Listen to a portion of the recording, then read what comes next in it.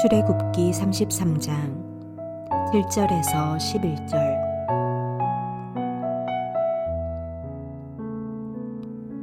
모세가 항상 장막을 취하여 진 밖에 쳐서 진과 멀리 떠나게 하고 회막이라 이름하니 여호와를 앙무하는 자는 다 진 바깥 회막으로 나아가며, 모세가 회막으로 나아갈 때에는 백성이 다 일어나 자기 장막 문에 서서 모세가 회막에 들어가기까지 바라보며, 모세가 회막에 들어갈 때에 구름 기둥이 내려 회막 문에 서며 여호와께서 모세와 말씀하시니, 모든 백성이 회막 문에 구름 기둥이 서 있는 것을 보고 다 일어나 각기 장막 문에 서서 예배하며, 사람이 자기의 친구와 이야기함 같이 여호와께서는 모세와 대면하여 말씀하시며, 모세는 진으로 돌아오나 눈의 아들 젊은 수종자 여호수아는 회막을 떠나지 아니하니라.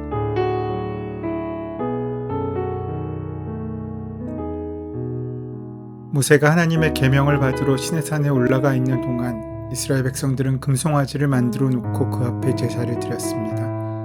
하나님께서는 잠시 동안의 불안을 견디지 못하고 어린아이처럼 칭얼대는 백성들에게 그 마음이 떠나셨던 것 같습니다. 그래서 모세에게 말씀하십니다. 백성들을 데리고 내가 약속한 땅으로 가라. 내가 나의 사자들을 앞서 보내서 너희에게 약속한 땅을 예비하겠다. 하지만 나는 너희와 함께 가지 않겠다. 하나님께서 함께 가셔야 한다고 말하자 하나님께서는 너희는 목이 곧은 백성이어서 가다가도 내가 화를 참지 못하고 너희를 없애버릴까 염려가 되기 때문에 그럴 수 없다고 말씀하십니다. 화가 나도 단단히 나신 것 같습니다. 하지만 모세는 하나님 앞에서 물러나지 않습니다. 물러설 수도 없습니다. 그러면 백성들은 어디로 처박힐지 알 수 없었기 때문입니다. 모세는 정신을 가다듬고 하나님 앞에 섭니다. 그리고 차근차근 하나님께서 자신들과 동행하셔야 할 이유를 밝힙니다. 첫째로, 그는 자신에게 은총을 베푸신다고 약속하셨으니 주님의 계획을 가르쳐 주시는 것이 당연하다고 말합니다. 두 번째로, 이스라엘 백성이 비록 못나고 부족하긴 하지만 하나님께서 친히 백성으로 택하셨다는 사실을 잊지 말아달라는 것입니다. 하나님께서는 모세의 말을 들으시고 내가 친히 가리라, 내가 너로 편케하리라고 약속하십니다. 그런데 모세는 하나님의 노여움이 여전히 풀리지 않았다는 것을 알아챕니다. 동행하면서 평안케 하시겠다는 하나님의 약속은 모세에게만 해당되는 약속처럼 들리기 때문입니다. 그래서 모세는 버팁니다. 주께서 친히 가지 아니하시려거든 우리를 이곳으로 올려보내지 마옵소서. 하나님은 모세의 청을 거절하실 수 없었습니다. 그리고 백성들과 동행하실 것을 약속하십니다. 7절부터 11절은 이제 이야기의 주제가 바뀝니다. 하지만 외적으로 다른 이야기지만 내면적으로는 연결된 이야기입니다. 여기서 다뤄지고 있는 회막의 이야기는 중보자인 모세의 권위를 설명하기 위한 것처럼 보아야 할 것입니다. 모세는 진 밖에 장막을 치고 그것을 회막이라고 이릅니다.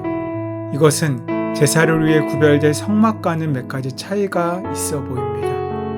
우선 진 한복판이 아니라 진 바깥에 친다는 점이 그렇고, 회막을 돌보는 것도 레위인들이 아니라 여호수아라는 점이 그렇습니다. 그곳은 말 그대로 하나님과의 만남의 장소입니다. 백성들은 모세가 회막에 들어갈 때면 각자 자기의 장막 문에서 서서 바라보았습니다. 하나님의 현존의 상징인 구름 기둥이 회막에 임하면 백성들은 자기 장막 문에 서서 예배를 드렸습니다. 금송아지 앞에서 먹고 마시며 춤추던 모습과는 사뭇 대조적인 모습입니다. 본문은 하나님의 현존 앞으로 나아갈 수 있는 사람은 모세뿐이었다고 말합니다. 사실 모세도 아무 때나 하나님을 만날 수는 없었습니다. 하나님께서 부르실 때라야 그 앞에 설 수 있었습니다.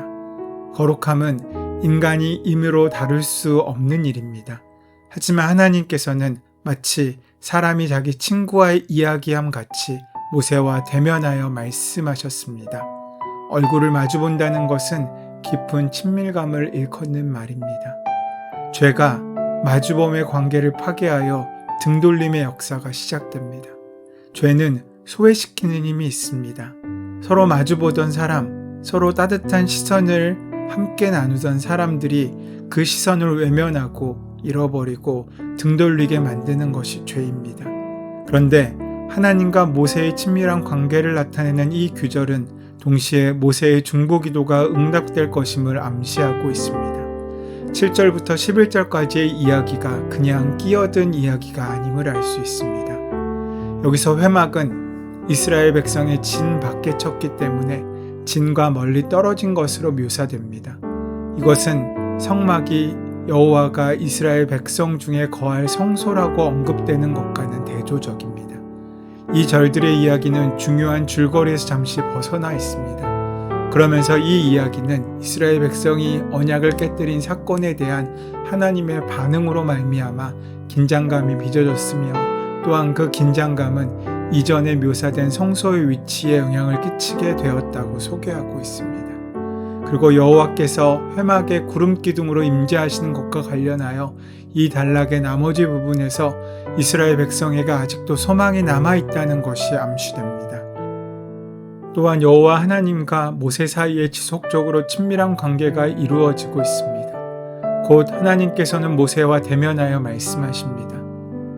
한편 모세가 진 밖으로 나가서 회막 안으로 들어가고 나갈 때마다 이스라엘 백성은 모세를 주목합니다. 이것은 모세가 그들을 위하여 간구하고 있다는 사실을 넌지시 알려주는 것입니다. 이러한 모세의 중보기도를 통해서 하나님께서는 다시 이스라엘 백성의 한가운데 임하실 것입니다. 오늘 11절 말씀에 여호와께서 사람이 그 친구와 이야기함과 같이 모세와 대면하였다고 말씀하고 있으십니다. 그리고 민수기서 12장 8절에서도 이 사실을 확인하십니다.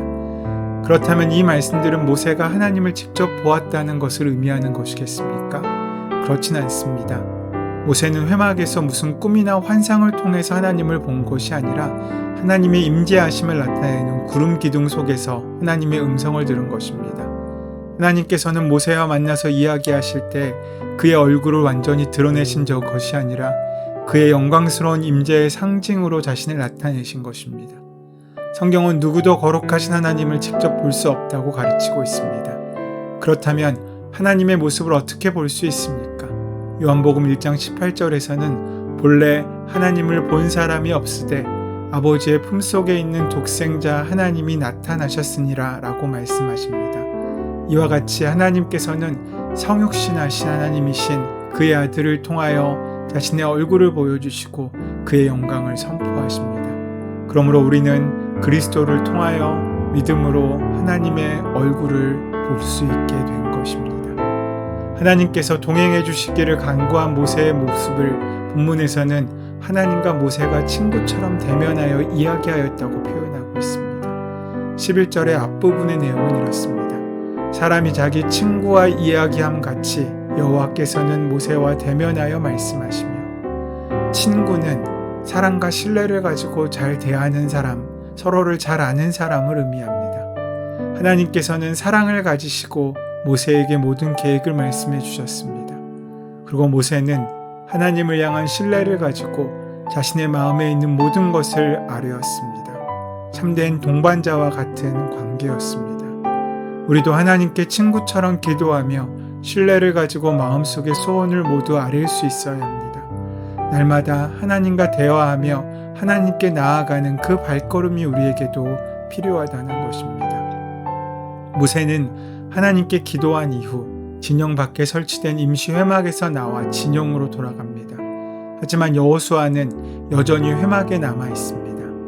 오늘 본문 11절 하반기의 말씀입니다. 모세는 진으로 돌아오나 눈의 아들 젊은 수종자 여호수아는 회막을 떠나지 아니하니라. 아직까지 시내산에서 하나님께서 모세에게 말씀하신 모양대로 회막이 완성되지 않았습니다. 그리고 이스라엘이 범죄하였기에 하나님께서 죄인인 이스라엘 가운데 임재하실 수 없었고, 이스라엘 진영 밖에 설치된 임시 회막에서 하나님과 모세가 만날 수 있었던 상태였습니다. 모세는 중보기도를 마치고 돌아갔지만 여호수아는 임시로 세워진 회막을 여전히 지키고 있었습니다. 떠난다 라는 말은 히브리어로 사용될 때 멀리 떠나거나 출발한다 라는 의미를 가지고 있습니다. 여호수아는 하나님과 만나는 장소인 회막을 떠나지 않고 끝까지 지켰습니다. 임시로 지어진 회막이었지만 소중하게 여기며 성실하게 지켰습니다. 주의 회막을 떠나지 않았다는 것은 항상 주의 회막을 생각하고 있었다는 의미이기도 합니다. 우리도 항상 주의 집을 생각하며 주의 집을 사모하며 기도할 수 있어야 합니다. 우리의 기도로 주님의 집, 우리의 교회가 든든히 서고 교회의 사명을 감당할 수 있게 되는 것입니다. 그 귀한 은혜의 사명을 감당하셔서 주님의 품을 떠나지 않고 늘 가까이 하시는 우리가 되기를 소원하고 축원합니다. 은혜의 주님, 우리 삶 가운데 함께 하신 주의 임재와 주의 능력을 온전히 붙들게 하여 주셨고 우리 삶의 성소를 지켜 하나님의 말씀을 듣고 순종하는 삶을 살 수 있도록 인도하시고 함께하여 주시옵소서. 우리 주 예수 그리스도의 이름으로 기도드립니다. 아멘.